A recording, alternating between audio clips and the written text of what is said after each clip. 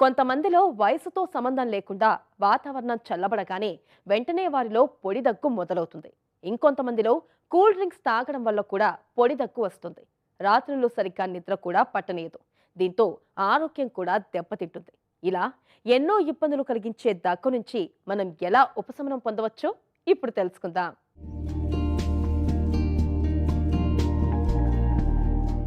సాధారణంగా దగ్గు మనకు చాలా సందర్భాల్లో వస్తుంటుంది.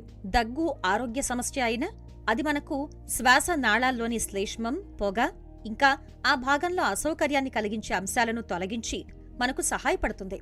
అయితే వదలకుండా అదే పనిగా దగ్గు వస్తుంటే మాత్రం అది చాలా రకాలుగా మనల్ని ఇబ్బంది పెడుతుంది. నిద్రకు, మనం రోజువారీ చేసుకునే పనులకు ఆటంకం కలిగిస్తుంది. ఛాతీ భాగంలో సమస్యగా మారుతుంది. బాగా అలసిపోయేలా చేస్తుంది. గొంతు నొప్పి లేదా దగ్గు కారణంగా ఇన్ఫెక్షన్ ఉంటే గొంతు, ముక్కులోని కణాలకు హాని కలుగుతుంది. ఇలాంటప్పుడు మంట, వాపు లక్షణాలతో కూడిన ఇన్ఫ్లమేషన్ ఏర్పడుతుంది. ఇది తగ్గాలంటే అసలు దగ్గు ఎందుకు వస్తుందో తెలుసుకుని దానికి చికిత్స తీసుకోవాల్సి ఉంటుంది. జలుబు, అలర్జీలు, పొట్టలోని యాసిడ్ గొంతులోకి రావడం, రక్తపోటును తగ్గించే మందులు, ఇంకా కొన్ని రకాల మందుల వలన దగ్గు వస్తుంటుంది. ఇలాంటప్పుడు కొన్ని రకాల ఇంటి చికిత్సలతో దగ్గు నుండి బయటపడవచ్చు. దగ్గును తగ్గించుకోవాలంటే ద్రవ పదార్థాలు ఎక్కువగా తీసుకోవాలి. దీనివలన శ్లేష్మమంతా ముక్కు వెనక్కు వచ్చేస్తుంది. నీరు తాగుతూ ఉండటం వలన గొంతులోని అసౌకర్యం తగ్గుతుంది. క్రానిక్ డ్రై కాఫ్ ఊపిరితిత్తులకి సంబంధించే కాదు, కడుపుకు సంబంధించి కూడా రావచ్చు, లేదంటే సైనసైటిస్కి సంబంధించి కూడా రావచ్చు అన్నమాట. సో డ్రై కాఫ్ ఎందుకు వస్తుంది అనేది తెలుసుకుని దాని పట్ల ట్రీట్మెంట్ తీసుకున్నట్టయితే అకార్డింగ్లీ తొందరగా తొలగిపోతుంది. సో ఫస్ట్ మనం సైనసైటిస్, దానివల్ల వచ్చే కాఫ్ గురించి తెలుసుకుందాం. సైనసైటిస్ కాఫ్ అనేది పొద్దున్నే ఆఫీస్ హెడేక్తో పాటు వచ్చే కాఫ్ అనమాట. నిద్ర లెగవంగానే ఫ్రాంటల్ సైనస్ అనేది ముక్కులోకి, గొంతులోకి డ్రైన్ అవుతూ ఉంటుంది. ఆ డ్రైనేజ్ వల్ల ఏమవుతుందంటే మన థ్రోట్ అనేది ఇరిటేట్ అయిపోయి కాఫ్ అనేది స్టార్ట్ అయ్యే ఛాన్సెస్ ఉంటాయి. సో సైనసైటిస్కి ఈఎన్టీ సర్జన్ని కలిసి కరెక్ట్ ట్రీట్మెంట్ తీసుకున్నట్టయితే ఈ సైనసైటిస్ వల్ల వచ్చే డ్రై కాఫ్ అనేది చాలా వరకు తగ్గిపోతుంది. ముక్కులోకి ఇవ్వాల్సిన nasal sprays, tablets, sinusitis cause చేసే ఎలర్జన్స్ కోసం యాంటీ ఎలర్జిక్స్ అనేది తీసుకున్నట్టయితే ఈ డ్రై కాఫ్ చాలా తొందరగా తగ్గిపోతుంది. నెక్స్ట్ ఊపిరితిత్తులకు సంబంధించిన కాఫ్. ఊపిరితిత్తులకు సంబంధించి ఆస్తమా ఉన్నా మనకి డ్రై కాఫ్ కనిపించవచ్చు. టీబీ అనేది చాలా మంచి ఇమ్యూనిటీ ఉన్న వాళ్ళల్లో ఒట్టి డ్రై కాఫ్ కింద ప్రెజెంట్ అవుతుంది. సో అది సిటీ స్కాన్లో కానీ, బ్రాంకోస్కోపీ ద్వారా కానీ తెలుసుకున్నట్టయితే ట్రీట్మెంట్ తీసుకుంటే 6 నెలల్లో అరికట్టచ్చు. ఇప్పుడు మన గవర్నమెంట్ నుంచి కూడా మనకి మెసేజెస్ రొటీన్గా వస్తూ ఉన్నాయి.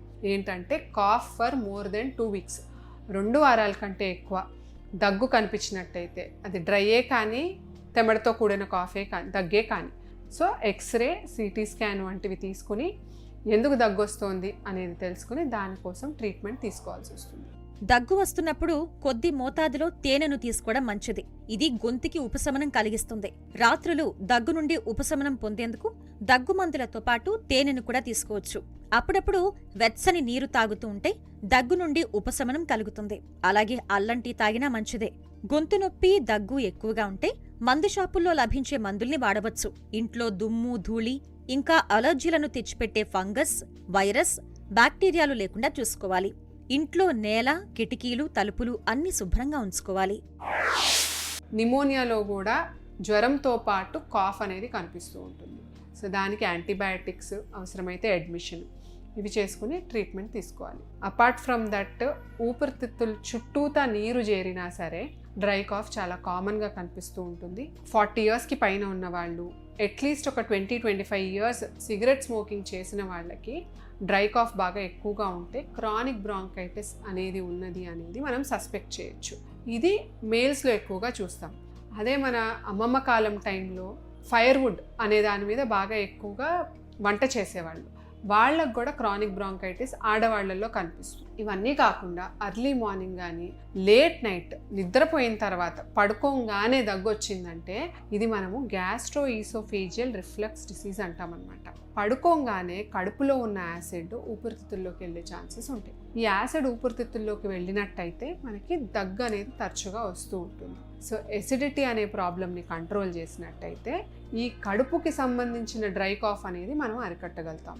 సో దీనికోసం కూడా మీరు మీ గ్యాస్ట్రోఎంట్రాలజిస్ట్, పల్మనాలజిస్ట్ని ఒకసారి కన్సల్ట్ చేసినట్టయితే మీకు ఎందుకు ఈ డ్రై కాఫ్ వస్తుంది, ఎక్కువ రోజులు ఎందుకు కాఫ్ సిరప్స్ వాడినా తగ్గలేదు, దీనికి కారణం ఏంటి అనేది కనుక్కొని మీకు ట్రీట్మెంట్ ఇవ్వటం జరుగుతుంది. సో డ్రై కాఫ్ ఒక 1 వీక్ కంటే ఎక్కువగా ఉన్నట్టయితే ఇగ్నోర్ చేయకుండా ఇమ్మీడియట్గా మీరు డయాగ్నోసిస్ తొందరగా తెలుసుకుంటానికి ట్రై చేయాలి. జలుబు చేసి దగ్గు వస్తున్న వారు తలని కాస్త పైకి ఉంచి నిద్రపోవాలి. తల కింద ఎత్తు లేకపోతే శ్లేష్మం గొంతులోకి వచ్చేసి దగ్గు పెరుగుతుంది. టేబుల్ సాల్ట్ ని గోరువెచ్చని నీటిలో వేసి పుక్కిలించటం వలన కూడా గొంతు నొప్పి, దగ్గు తగ్గుతాయి. గొంతులోని అలర్జీ కారకాలు, బ్యాక్టీరియా తొలగిపోతాయి. సిగరెట్ తాగేవారిలో కొందరు బాగా దగ్గుతుంటారు. ఊపిరితిత్తుల్లోని సిలియా అనే అతి సన్నని వెంట్రుకలు సవ్యంగా పనిచేయకపోవడంతో అవి తొలగించాల్సిన మురికి, శ్లేష్మం అలాగే ఉండిపోయి దగ్గొస్తూ ఉంటుంది. దగ్గు వస్తున్న వారు తాముంటున్న గదిలోని గాల్లో తేమ ఉండేలా చూసుకోవాలి. సెలైన్ స్ప్రే ద్వారా ముక్కులోకి ఉప్పు నీటిని పంపి ముక్కుని శుభ్రం చేసుకోవడం ద్వారా కూడా దగ్గును తగ్గించుకోవచ్చు.